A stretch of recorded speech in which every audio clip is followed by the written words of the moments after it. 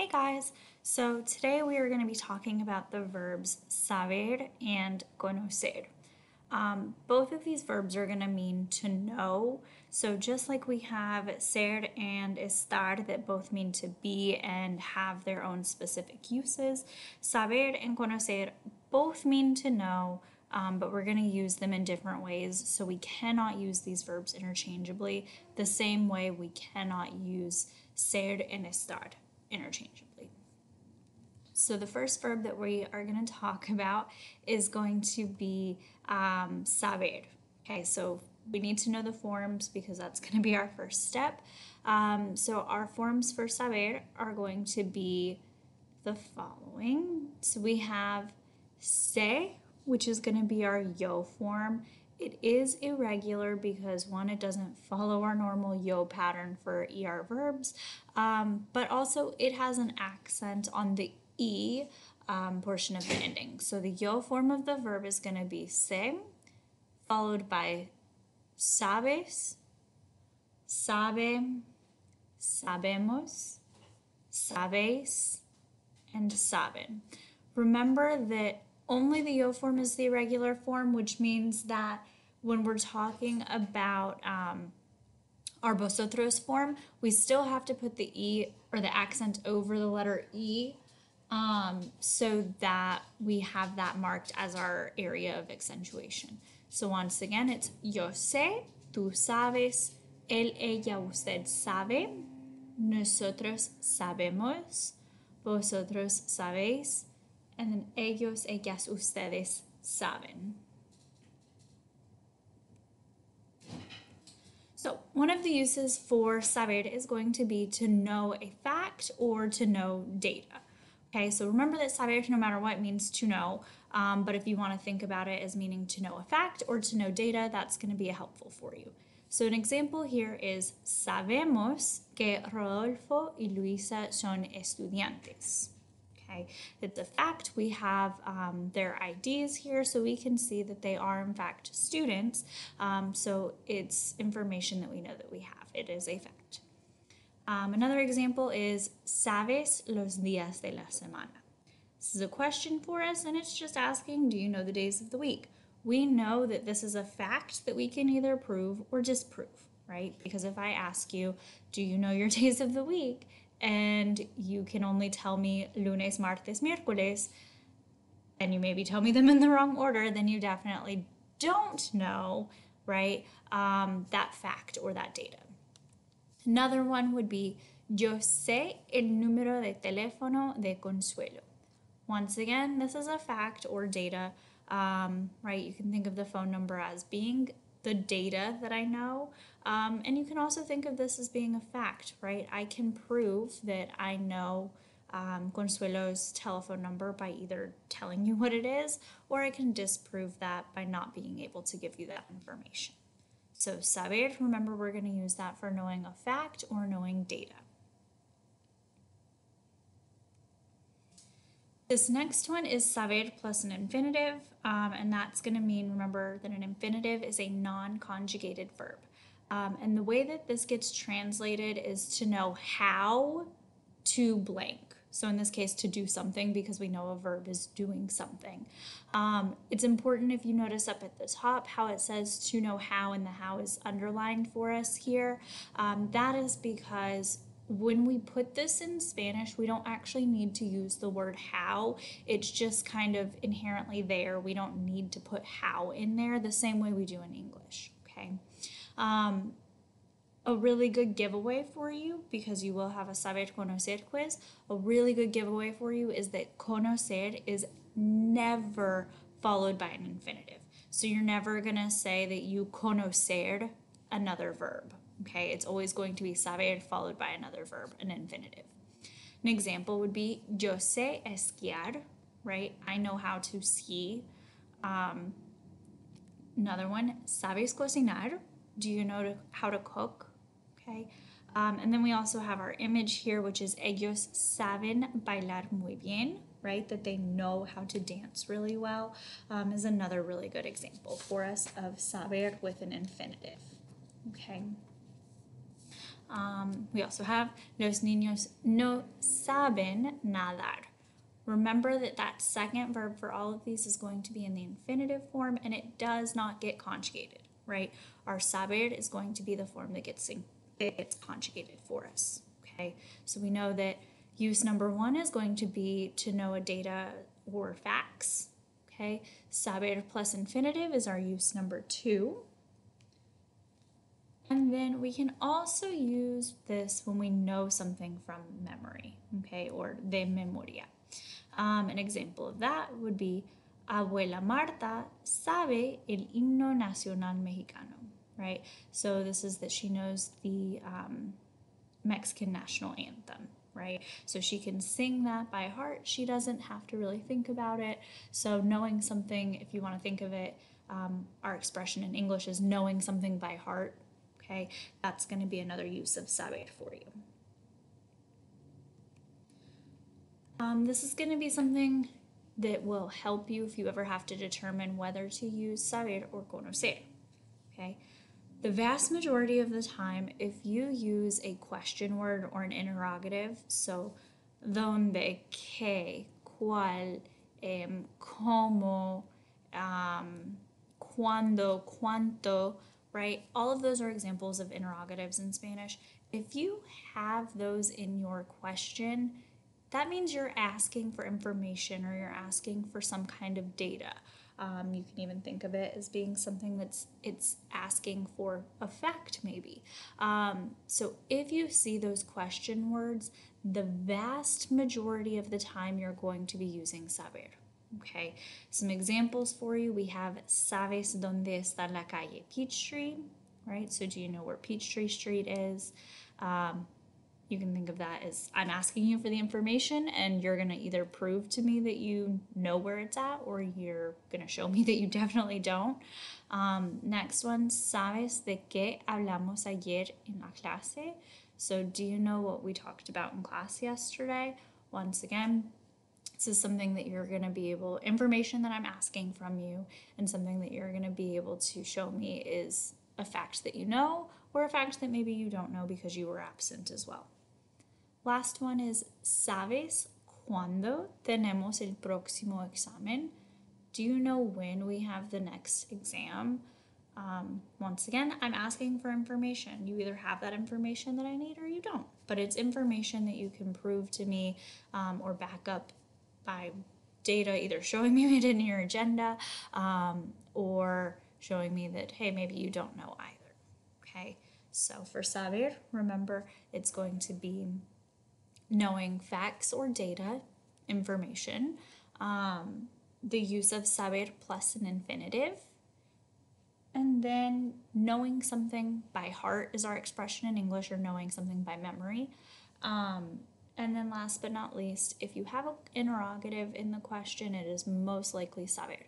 Keep in mind that you can have questions that do not have interrogatives in them, because I could simply ask you, oh, do you know how to dance, right? It's not necessarily doesn't necessarily have an interrogative in it, but I'm still asking you for information, right? I'm asking you if you know how to do something, okay?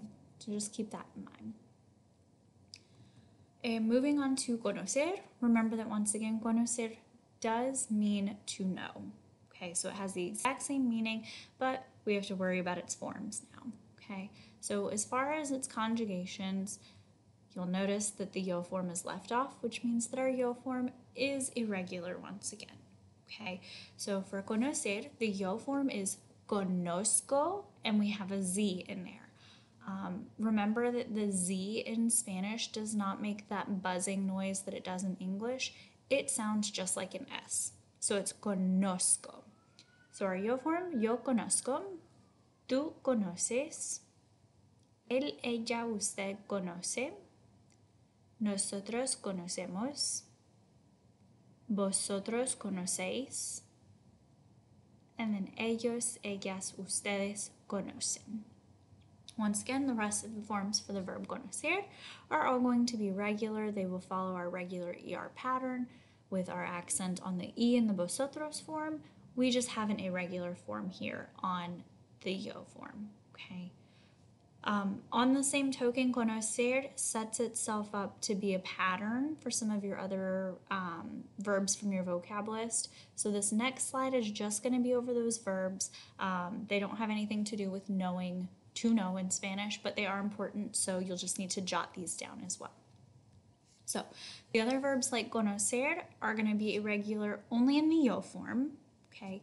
And those verbs are parecer, which means to seem, ofrecer, which means to offer, conducir, which means to drive, and traducir, which means to translate, okay? So that means that parecer in the yo form is going to be yo parezco, ofrecer becomes yo ofrezco, conducir becomes yo conduzco, and traducir becomes yo traduzco. Okay, so once again, remember that these 4 verbs that are listed here follow that same ZCO pattern that conocer does, and that they are only irregular in the yo form. The rest of them follow their regular ER or IR pattern, depending on the verb. Okay, so parezco, ofrezco, conduzco, and traduzco. Okay, so switching back to conocer because it's our major verb for today. Conocer is going to mean to know a person or to be fully acquainted with or very familiar with that person. Can also be a place or a thing. Okay, this can be thought of as being the flesh and blood, right? So that it's that you've met that person, okay, or that you've actually had that experience. So think of that as being like your 5 senses, right? So if I asked, oh, like, do you know the city of Paris?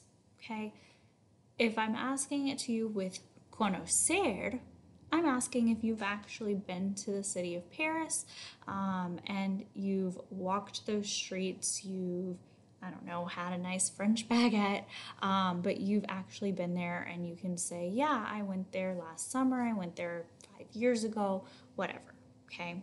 Versus if I were to ask that question with Saber, I'm just asking, have you ever heard of the city of Paris, right? So it is different contextually, but just know that conocer means you've actually been there, you're familiar with it, or when it comes to people, you actually have met that person. So think of that as some of you who I haven't officially met yet, right? You wouldn't really say that you know me, so you wouldn't say conocer. You might say that you saber, right? Because you know of me, I'm your teacher, you've heard my voice at this point, but you haven't actually met me in person, okay? So conocer, once again, to know a person, place, or thing in a familiar way, right? You've been acquainted with them, you've physically met them, you've physically been there. If you're talking about food, it's food you've actually tried before, not that you've just heard of it, okay? Conocer can also mean to meet. Okay, so the very first example, so ejemplo number 1 is actually in the past tense, and it just means yo conocí a mis estudiantes el 1 de agosto, right? So I met, because it's past tense, my students on August 1st. The second one is mi novio va a conocer a mis padres en el día del baile. Right, so that one's going to be that my boyfriend is going to meet my parents on the day of the dance. Okay. With conocer, if you're ever using it when you're talking about knowing people or meeting people, you're going to use that personal a pronoun. I shouldn't call it a pronoun, that personal a before either the person or the name of the person. So if you look at these 2 examples, right, you say a mis estudiantes because we know that estudiantes are people. A mis padres because once again we know mis padres are people. So I have to use that personal a. If I'm talking about a city, or if I'm talking about food or a restaurant, some other kind of place, I'm not going to use that personal a.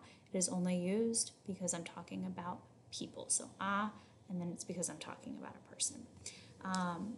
When you're trying to figure out whether to use saber or conocer, Saber will never use the personal a. Okay, so that's a really good indicator if you're having to fill in a blank somewhere. If I'm talking about a person after that blank, I'm going to use the personal a if I know them personally, right? But if I'm just talking about a person that I've heard of or that I know of, right, I will not use that personal a. Okay, so saber will never have the personal a after it, the same way that conocer never has an infinitive after it.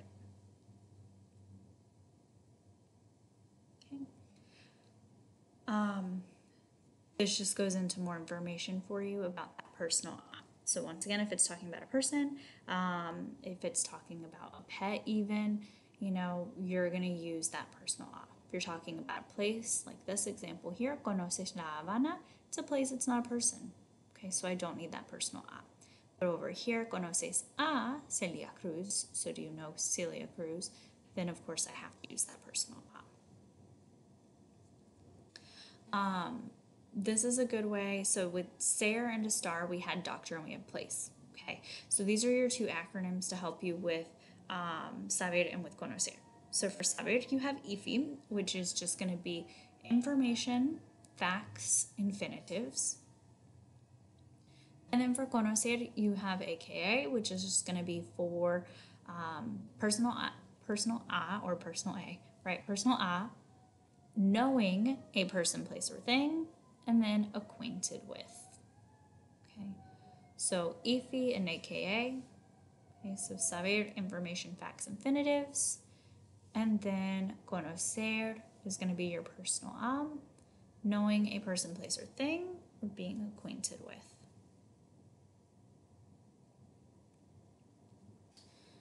These sentences are going to have both saber and conocer in them, so it's so that you can see the contrast or you can see the differences between the way that those two are used as well as the way that they get translated into English. Okay, so our very first one is Yo sé quién es Stephen King, pero no conozco al señor King personalmente.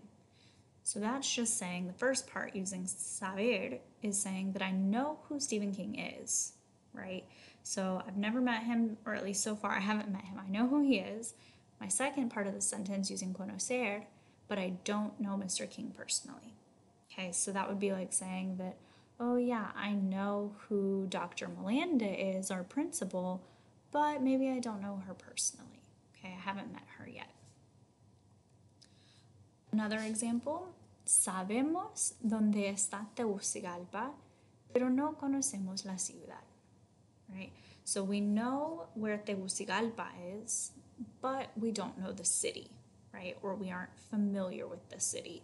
So maybe you might be able to label it on a map, but you can't really tell me anything else about it because you've never actually been there, you're not familiar with it, you wouldn't be able to show me around if I were visiting there with you, right? So you're not super familiar with it, you haven't experienced the city before. And then next we have Julia sabe que Juanes ganó muchos Grammys, pero no conoce sus canciones. So Julia knows that Juanes won or has won many Grammys, but she doesn't know his songs. So she knows that he's an artist, he's won a lot of awards, but she doesn't know any of his songs. She hasn't heard those songs, she's not familiar with them. She probably wouldn't be able to name any of the songs, just like I could probably assume that y'all don't know anything about Juanes or any of his songs, right? You might know the name now only because I've told you, but you don't know any of his songs.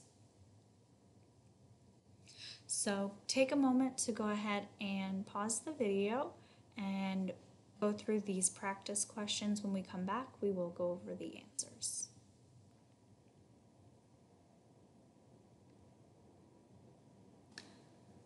All right, guys, welcome back. For number one, we have Yo sé, conozco, hablar francés. So for this one, we're going to use sé because our clue is that we know how to speak francés. Hablar is an infinitive, which means that that is what we are going to use. We can only use those infinitives with the verb saber. Número dos, nosotros no sabemos, conocemos la ciudad de París.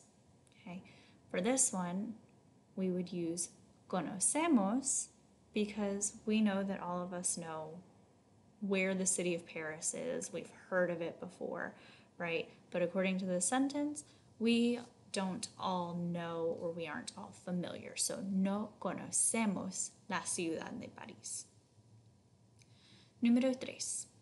Ellos conocen jugar fútbol muy bien. For this one, we're going to choose saben because once again, jugar is going to be an infinitive verb and we know that we can only use saber with infinitive verbs. 4. Ustedes conocen la hora. This one is going to be saben. The reason it's saben is because I'm asking you for information. Do you know the time? Right? Instead of asking what time is it, I'm asking if you know the time.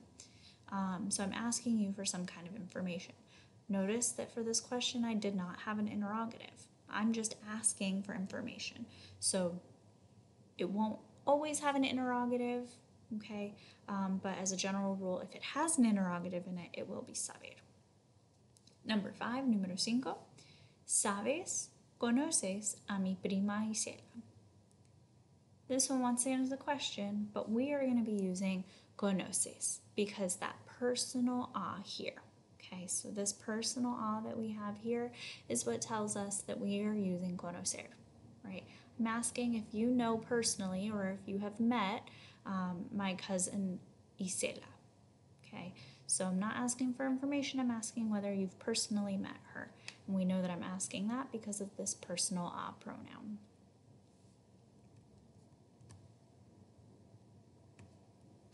For this one, go ahead and pause the video for a minute and see if you can fill in the blanks with the correct forms of the verbs saber or conocer. Alright guys, welcome back.